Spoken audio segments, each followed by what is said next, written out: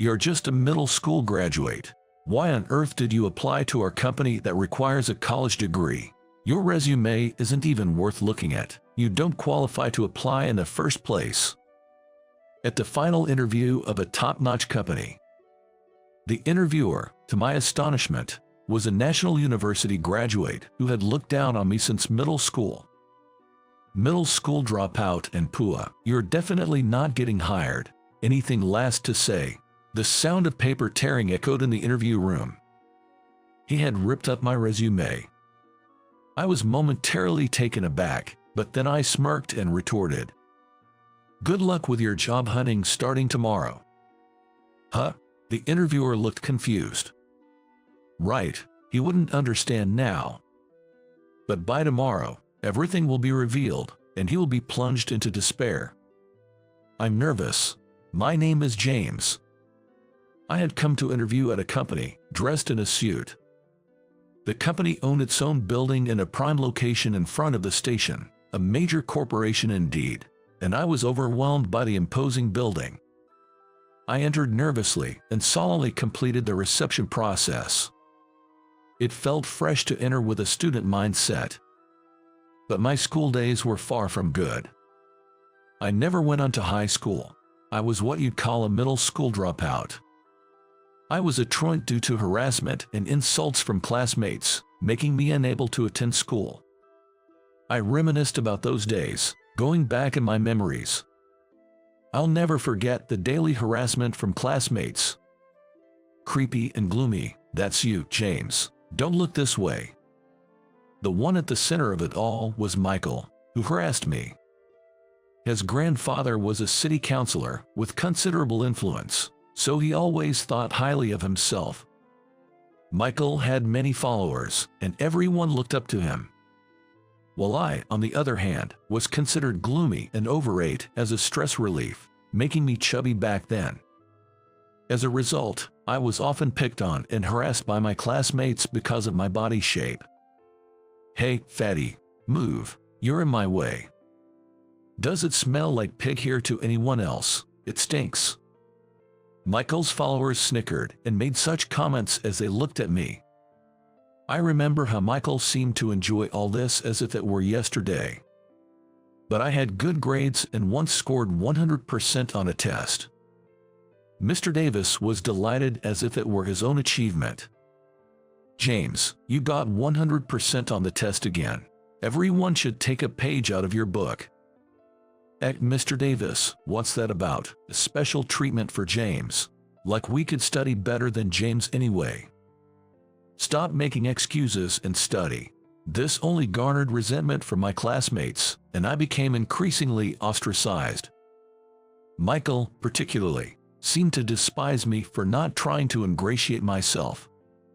Must be nice for him. No dad at home, all the freedom he wants. I'm jealous. Maybe he's actually a mama's boy because he's so lonely.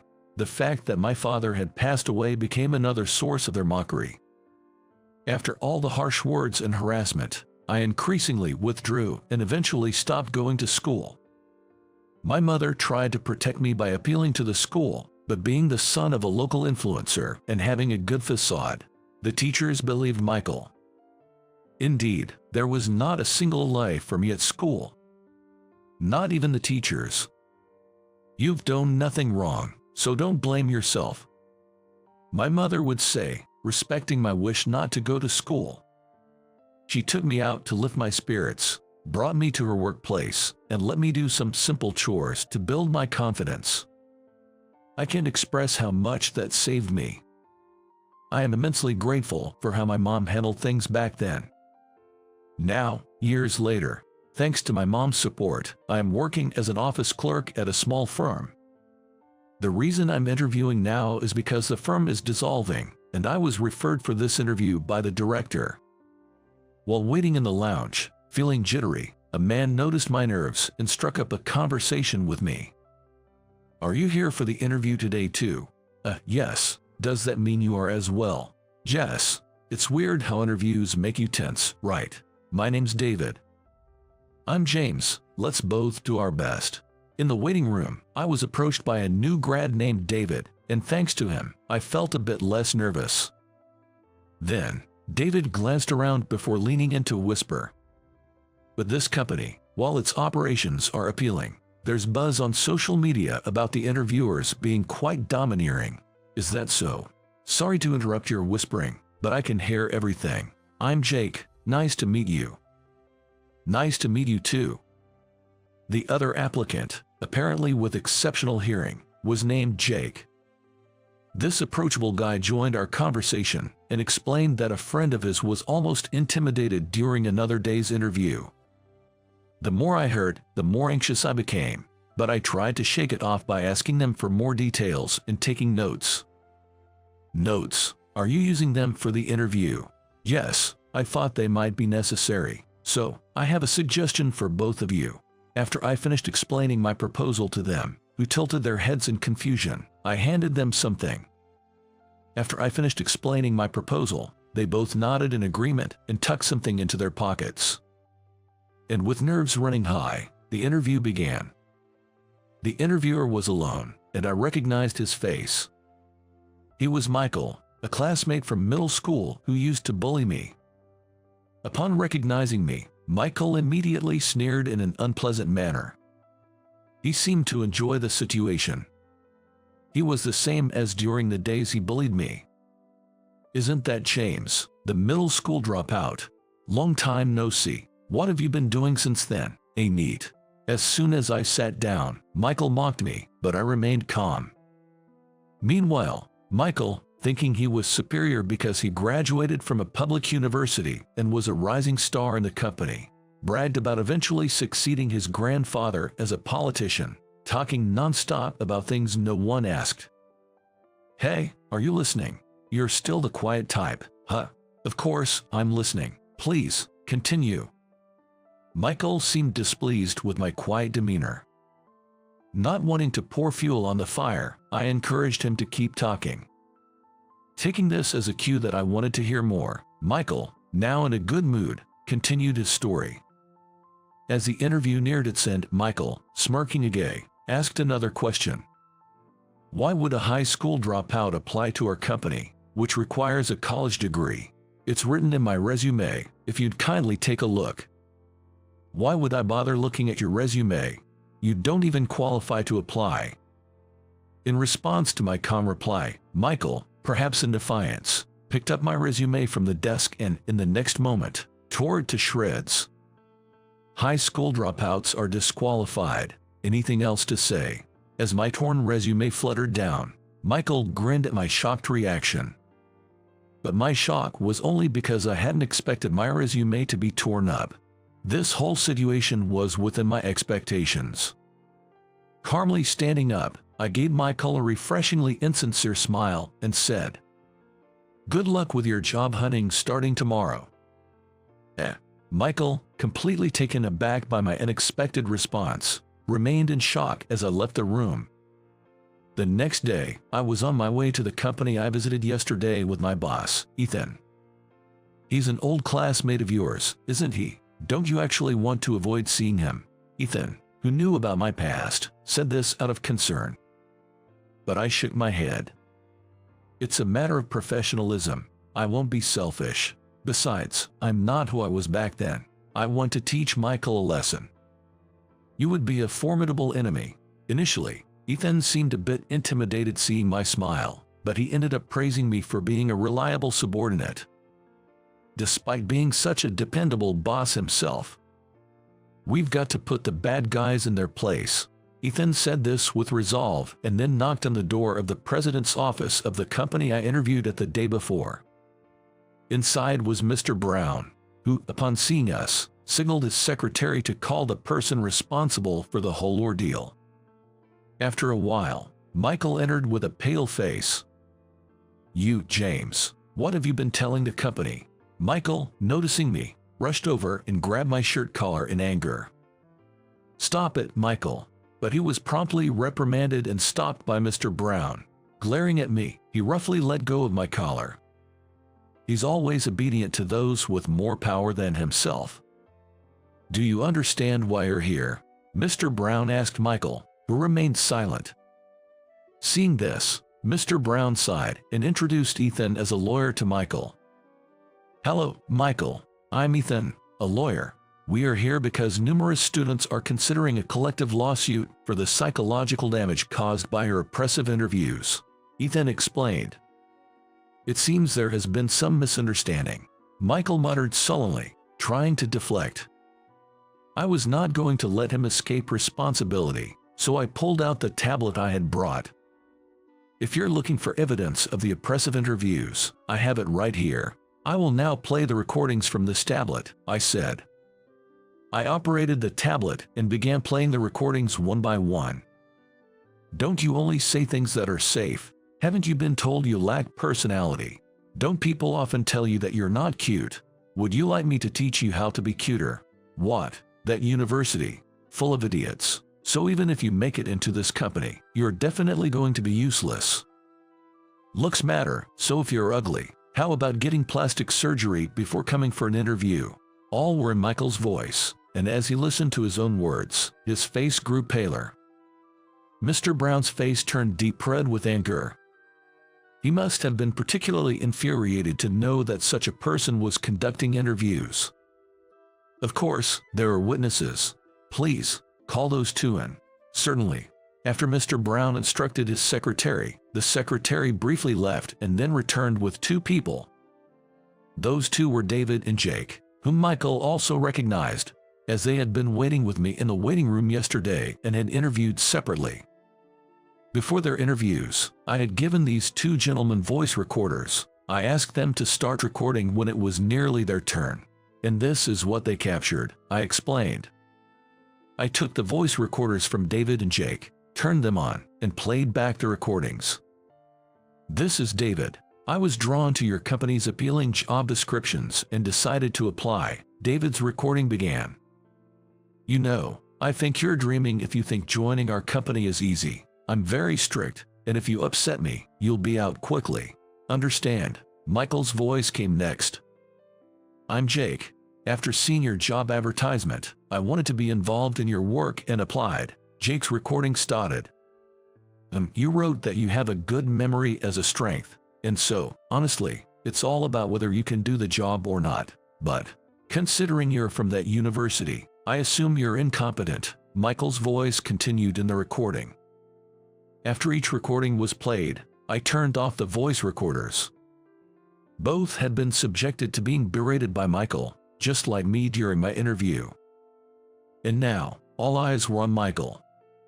Sweat was visible on his cheeks, and as he became flustered under our gaze, he finally spoke. "This was all deliberately done to test the stress resilience of the students. Some of the students actually became mentally and physically ill due to Michael's oppressive interviews and were unable to continue their job searches. We have actual medical certificates here, so it's not something we can just write off as a test of stress tolerance." Then Ethan took out a doctor's certificate from his suit and thrust it at Michael. However, Michael snatched the certificate from Ethan's hand and, just like he did with my resume, tore it up. He tore it up, as expected. Since we anticipated this, I informed him that the certificate was a copy and the original was stored elsewhere, causing Michael to turn red with anger. He never learns from his own actions. Despite being a middle school dropout, what do you think you're doing? Michael shifted his gaze from Ethan to me, looking ready to pounce again. "You seem to be under a misconception, so let me clarify. I may have dropped out of middle school, but I graduated from university." What are you talking about? Did you lose your mind?" Michael, unable to comprehend what I was saying, tilted his head and laughed. "It's no wonder your poor brain can't grasp it. In fact, after dropping out of middle school, I had taken a high school equivalency exam. And I had passed, going on to study law at a renowned university. Then, I advanced to a law school. Ethan was a friend of my late father and a lawyer. My mother also worked in Ethan's office when I was in middle school. Yes, during those times when I didn't attend school, Ethan had given me odd jobs. "Oh, James, you're good at this. You have a promising future." Ethan, who had allowed me to frequent his office out of goodwill and was aware of my situation, had always been kind to me, I recall. My mother also seemed to respect Ethan a lot. "Keep it up, James, you can pass." And so, with Ethan's encouragement, I underwent legal training at his office this year and successfully passed the final exam. Ethan was as happy for me as if it were his own achievement and hugged me. Since then, I have been working at Ethan's office. Also, Ethan occasionally lectures at universities and had received complaints about oppressive interviews from students during those times. "How about it, James? I really want you to go undercover. Will you do it?" "Me, I'm not sure I'm confident enough." "Don't worry. All you need to do is go for the interview and record it with a voice recorder. By the way, here's the information about the interviewer. I was shocked when I saw the interviewer's document. The name section read Michael, and although he had grown, it was unmistakably the face of the person I knew. "Ethan, please leave this job to me." "Oh," suddenly feeling motivated. Is it someone you know by any chance?" Ethan asked tentatively, and when I answered with obvious displeasure, he started to get concerned and tried to call off the job, which made me inadvertently laugh. Ethan's reaction at that time was quite amusing. Yes, the person listed in that document was undoubtedly Michael, who had bullied me back in middle school. Due to a few students deciding to sue after being subjected to Michael's oppressive interviews and my own willingness, I, who would not seem out of place attending an interview, decided to go for it. Ethan and I have known each other for a long time. When he came to our company asking to investigate, I was surprised, but I agreed because such oppressive interviews should not be happening. Mr. Brown and Ethan knew each other, and they had explained everything beforehand, cooperating with my infiltration. Upon hearing this, Michael's face grew even paler. "The company must take responsibility for this matter. We intend to compensate the victims who suffered from Michael's oppressive interviews. Of course, Michael will also be held accountable. We will seek damages from Michael." Moreover, Mr. Brown announced disciplinary dismissal to Michael for causing significant damage to the company. "But Mr. Brown, I didn't mean any harm. I was really just trying to measure their stress tolerance. Was it not rather a way for you to relieve your own stress? Besides, it seems you have been under considerable stress from gambling, haven't you?" Michael, in his private life, was known to be a gambling enthusiast, pouring money into gambling. Apparently, he was often irritable the day after losing at gambling, and it seems during those interviews, he took out his frustration on the interviewees. "Mr. Brown, it wasn't intentional. Please forgive me. If I forgive you here, I'm afraid more victims will emerge. I'm sorry, but I can't compromise my decision." "No way," Michael begged Mr. Brown, but his resolve was firm and unyielding. Intentional or not, some actions are simply inexcusable. I wish Michael would understand that. "Ethan, I think I'd like to formally request you for this case." "In that case, what about involving James? He was the one who went undercover for this investigation. If Mr. Brown agrees, I would like to recommend him." "Of course, that's fine. If you say so, then I can leave it to James." "Leave it to me, Mr. Brown," I replied with determination, ready to fulfill the task given to me.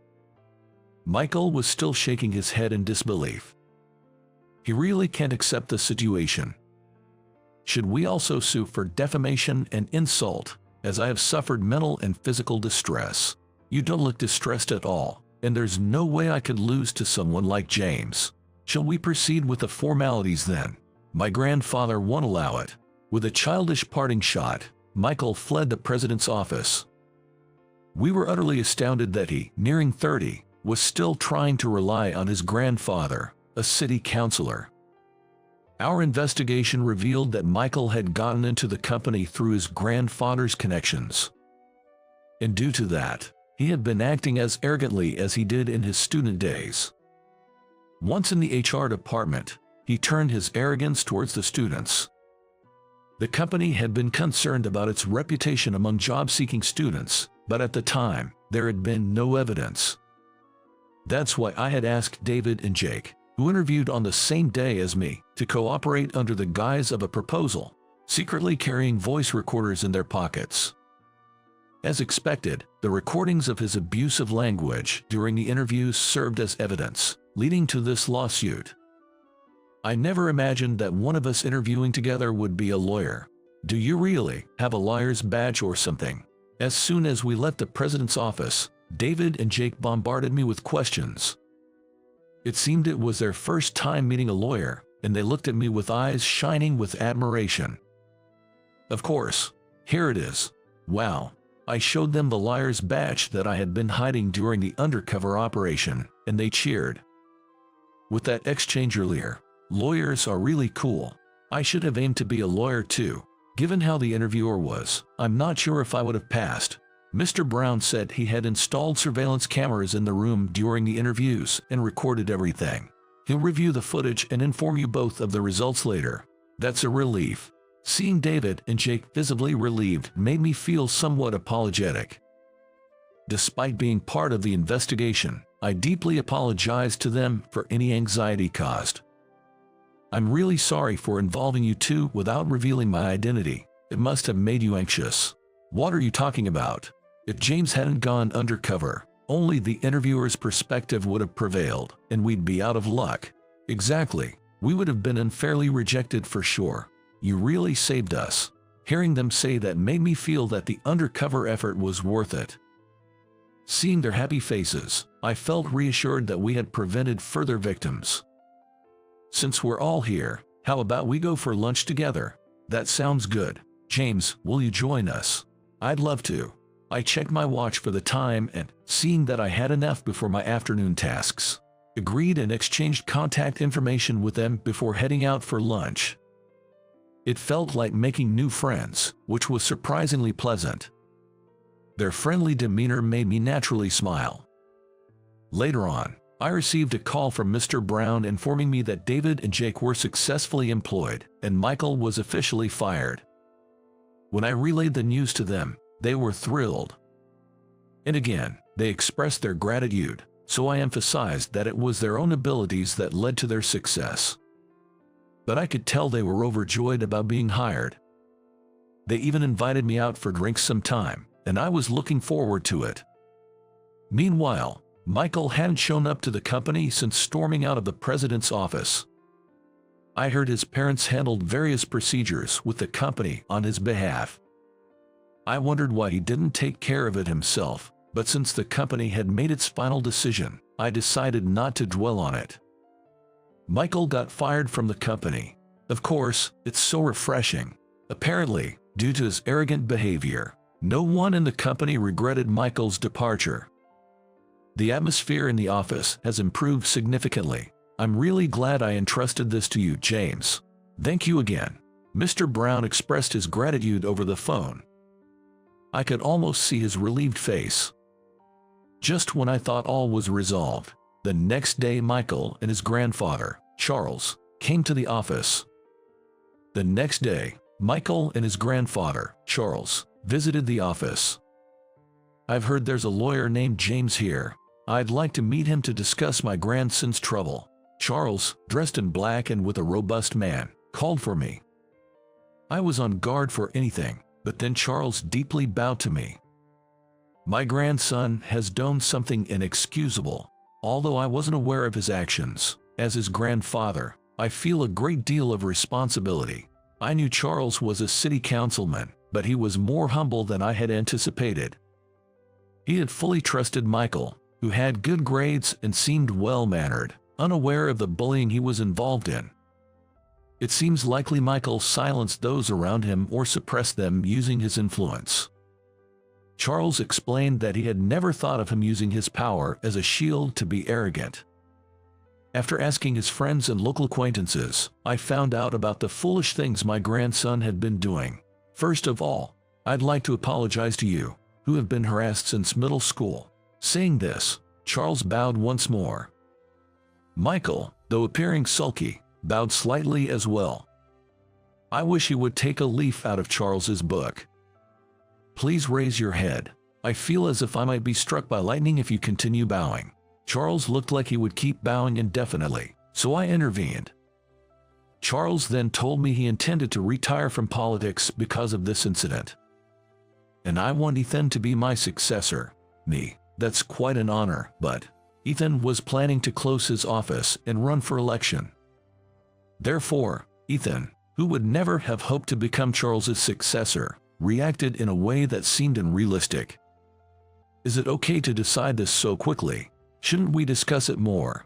You're the only lawyer in town I trust. You're well known, have connections, and are highly regarded by the citizens. I'm not asking you casually, Charles said. Charles was planning to retire and told his supporters to back Ethan. Charles's son wasn't interested in politics, and Michael was out of the question, leaving him with no one else to turn to. Understood. If you think I'm suitable, I will gladly accept the responsibility. Thank you, I'm counting on you. Ethan and Charles shook hands, agreeing to the arrangement. Michael was set to help with Charles's farming business. As long as I live, I won't let you do anything bad again. I'll correct you strictly, Charles declared with enthusiasm, causing Michael to turn even paler. Months later, Ethan was successfully elected, and I took over the office. Hey, how are you managing? I was grateful that Ethan, still busy, would visit the office when he had time. I've always thought of Ethan as a second father, and now it's becoming a reality. Ethan, did you go on a date with Mom? What are you grinning about? Is there something wrong with that? I teased Ethan, who blushed as he asked me back. Yes, recently Ethan and my mother, who had a mutual respect for each other, got married. No, it's great to see you so happy. Seeing Ethan, still freshly married, radiating happiness, I chuckled. Of course, I was happy for their joy and felt incredibly honored to have someone like Ethan as my new father. It was only because it was Ethan that I could accept it. He has always been there, supporting me and my mother. Even during my middle school days, when I faced bullying, he helped through my mother. When I gave up on going to high school, it was he who encouraged me and suggested I take the GED. I realize I will always look up to Ethan. On the other hand, Michael seems to have had his share of struggles, taking over the family farm. Since Charles retired from the city council, he's been under strict surveillance, hardly able to gamble, play, or even go out drinking as before. I heard rumors that his old classmates, once part of his circle, don't even give him the time of day now. When I went to a reunion, the thought of those middle school days made me feel sick. But now, with Michael gone, those who followed him look at me, now a lawyer, with respect. They were all under Michael's thumb back then. I really owe you an apology, they'd say. James, I'm really sorry, they'd add. Hey, if you don't mind, give me your contact. Let's go out for drinks sometime, they suggested. I, who had accepted their apologies for the past bullying, ended the reunion on good terms with my classmates. Despite the hardships, I'm glad I persevered. Even the times I couldn't attend school in middle school, I don't see it as wasted. It's because of those painful times that I now want to be an ally to the weak and the hurt. Undoubtedly, all these thoughts and aspirations are thanks to Ethan. And so, I aspire to be a lawyer who can empathize with people, just like Ethan. I'm Jack. I work as ground staff at the airport. My main duty is to handle baggage at the check-in. I get along well with my colleagues. While we don't praise each other's skills, we often hang out privately. One day, my boss, Alex, approached me. Jack, it's just a day trip, but I need you to go to another airport for training. A day trip, huh? It was training at a recently renovated airport. I would have preferred to stay overnight, but if it's a day trip, that's that. Understood. I'll go. It's somewhat embarrassing to make travel arrangements for a business trip at my own workplace. Jack, you're going for training. I have mine next week. Oh, your baggage is overweight. You'd think after weighing it every day, you'd have a sense of it. I just keep putting things in it. But how can it be this heavy for just a day trip? Honestly, it's mostly game consoles. We joked around like this while proceeding with the boarding process. Then I boarded the plane and took off smoothly. I always get excited at takeoff. I think about how all the passengers are seeing this view, and I feel envious.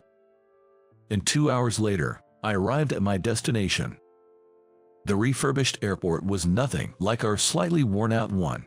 It was like brand new. As I walked through the pristine and clean airport, I heard a familiar voice. Is that Jack? Lisa. It was the wonderful senior, Lisa, who worked at the same airport until last year.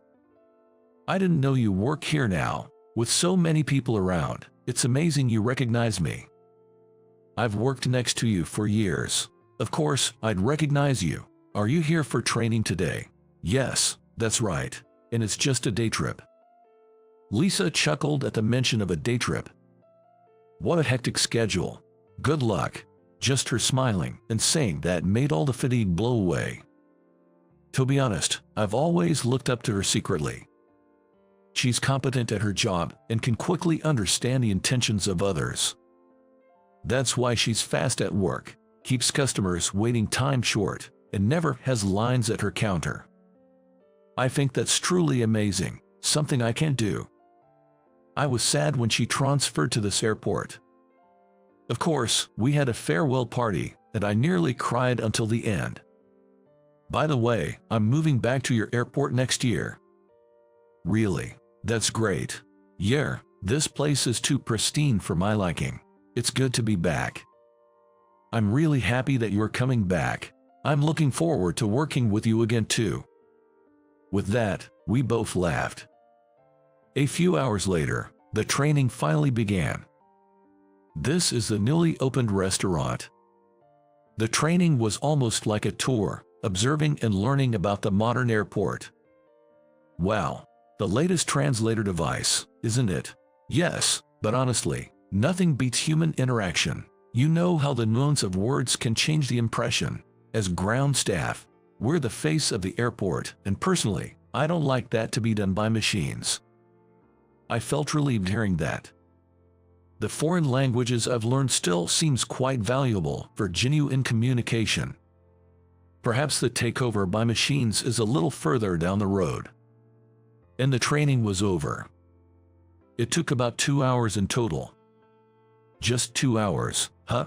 Yes, I'm really sorry that's all after coming all this way. After such a conversation with the trainer, the training ended and I quickly headed for boarding procedures, where I found Lisa working. What? You're leaving already? It would have been nice if you could stay longer. I could have taken a later flight, but they wanted me back as soon as possible. It's a bit hard to ask for a later return. Well, I could have refused the training, but it's all about gauging the boss's mood. I get it. Well, everyone's just trying to navigate things smoothly. While we chatted, a man rushed in frantically. Excuse me, can I catch the next flight that's leaving soon? Lisa handled the desperate man. I'm sorry, this flight is fully booked. There are seats available on the evening flight. Though Lisa explained calmly, the man raised his voice in panic. No, I need to get back as soon as possible. Something about this voice was familiar. When I took a closer look, it was a familiar face. Isn't that John? What, Jack, what are you doing here? The flustered man was my high school classmate, John. I'm here on a business trip. It's pretty chaotic. What's happening? My wife isn't feeling well, and she's pregnant. I need to get back to her as soon as possible. Since John still lives in the same area, I figured we might be heading to the same airport and confirmed it. The flight you want is the one I'm about to board. Please, I beg you, let me have your seat. I'll pay the difference. Without hesitation, I nodded. I'm here on business too, so I need to check with my boss, but I should have enough time. John looked nearly in tears. I immediately called Alex. So, can I change the flight? Yes. Yes. Thank you so much. After hanging up, I turned back to John. It seems I can take the evening flight back. I'll refund this ticket and purchase a new one with the available seat. Thank you. Lisa quickly processed everything. I'll never forget this favor. And then John's plane took off safely. As for me, since I now had time until the evening, I decided to have lunch with Lisa during the break. By the way, the guy earlier, John, his wife wouldn't happen to be Emily, would she? Yes, that's right. How do you know?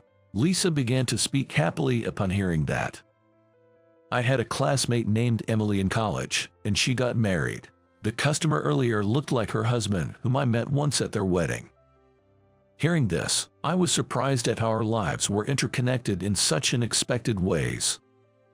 Then we should visit them together when their baby is born. That's a great idea. I'm looking forward to it. We had such a conversation, and then I safely returned home on the evening flight. I didn't receive any messages from John. I was concerned, but I decided not to contact him first. I didn't want to bother him during such a difficult time. A few months later, I received a call from John. Hello. Jack, thanks for last time. Things have been so busy. Time has flown by so quickly. That's okay. How are things on your end? All well. John's voice was subdued, and he hesitated before speaking further. What's up? My daughter was born. It's a girl. Wow, congratulations. But again, he hesitated to speak, and John fell silent. I could sense an air of distress. What's happened? I tentatively asked, and he suddenly burst into tears. Hey, what's going on? Is it something with the baby?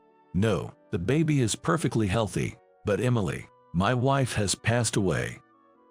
I was shocked by the unexpected news and gasped. What? You're kidding. Emily had a chronic illness. She's passed away. I didn't know what to say, and I could only listen to his sobs. After a while of silence, John began to speak slowly through his tears. Because you gave up your seat that day, I was able to get to the hospital quickly. Thank you so much. There's a viewing and funeral tomorrow and the day after. If you can make it, could you come? Emily would be happy to see you there. You were a good friend to her. Of course, I'll come. I still can't believe it. I remember Emily being so lively when I saw her last year, and now she's gone from this world. Yeah, I feel the same. I keep thinking she'll wake up, that she's still here. I can't leave her side. He said with a distant voice and then hung up. At that moment, grief washed over me and tears flowed.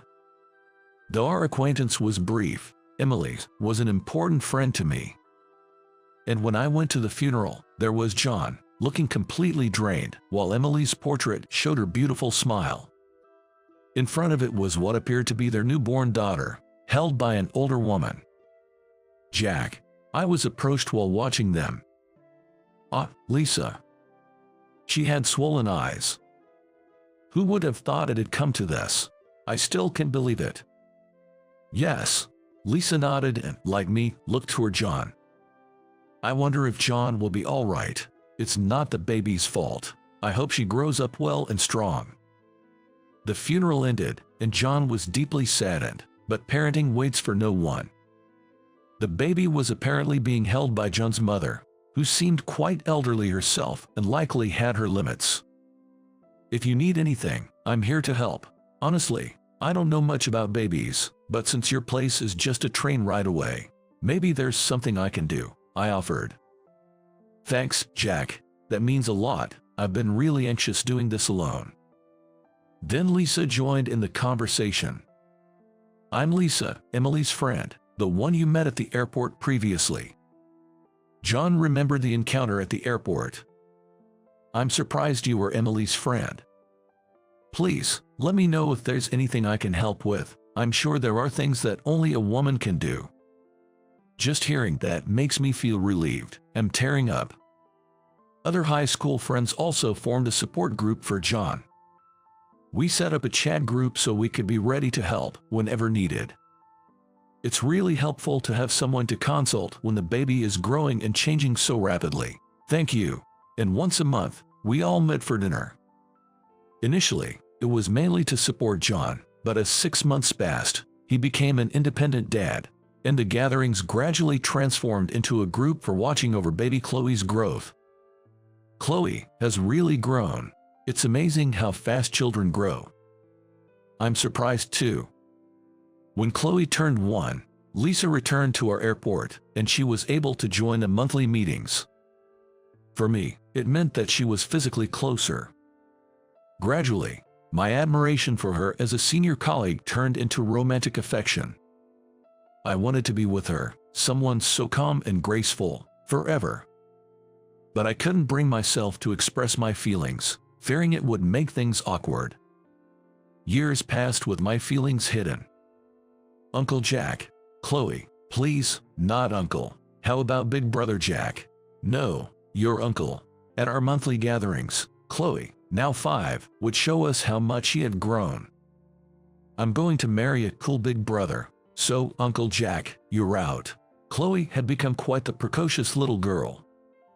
Rejected without even trying. Everyone else laughed. But Uncle Jack hasn't Lisa. Huh, Lisa? What about her? John and Lisa started to panic at Chloe's words. Let's play house, Chloe. Jer, let's play with Daddy. But Chloe didn't stop there. Aunt Lisa loves Uncle Jack. She wants to marry him. I heard it. Shocked, I looked at Lisa, who was blushing intensely. Lisa, what does that mean? Lisa clenched her fists and started speaking. Yes, it's true. But I couldn't say it because I'm 10 years older and thought you wouldn't want someone old like me. What are you talking about? I like you too, Lisa. I was just too scared to say it, fearing things would get awkward. Amid the sudden confession, everyone around us applauded. Then it's settled. This is the start of a relationship. Swept along by the moment, I said, Lisa, will you go out with me? Yes. And thus, with everyone's encouragement, we started dating. Having Lisa, the person I admired, become my girlfriend felt like a dream come true. Thank you, Chloe. You're like Cupid. Cupid, what's that? She didn't quite understand it yet, but I hoped that one day she would. And then 3 years went by, and our relationship continued smoothly. Lisa, will you marry me? Jack, are you sure you want me? It's you I want, Lisa. Thank you, I'm so happy. We decided to get married, and John, Chloe, and everyone from the group came to our wedding. By this time, Chloe was 8 years old and understood what marriage meant. Congratulations. Everyone's blessings made us very happy. It's all thanks to me that you two are getting married. You should be grateful. If you want to thank me, just look after me until I grow up, because I'd be worried with just Dad. Chloe smiled sweetly. She had grown so much and would continue to grow, showing us many more sides of herself. Just imagining that made both Lisa and me smile from the heart. It's a promise, okay. Chloe held out her little pinky for a pinky promise. Her smiling face was truly angelic.